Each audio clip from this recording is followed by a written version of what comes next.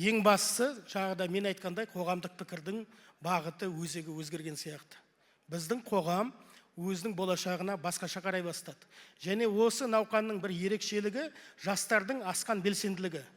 Бұған жаңа біз айтқан қазақы технологияда бүгін енді көріп отырдық. Таңертең барғаннан бері жұрттың қатысушылардың легі азайған емес. Оның ішінде жас азаматтардың саны көп болды. Осыған дейін айтып келетінбіз, жастар саясатқа немқұрайлы қарайды. Жастар саясатқа араласпайды. Тіпті мінекей бүгінгі залдың өзі де көп нәрсені аңғартып отыр ғой. Сол себепті мен айтып отырмын, енді шынымен де біз жақсы бір саяси мәдениетке қол жеткізе бастаған сияқтымыз. Осыдан ажырамауымыз керек, осыдан айырылмауымыз керек, және мүмкіндігінше осы жастардың, енді байқасаңыз, кешелі бері президентіміз өзінің бүкіл сөздерінде жастарға өзін бағыттап жатыр сөздерін.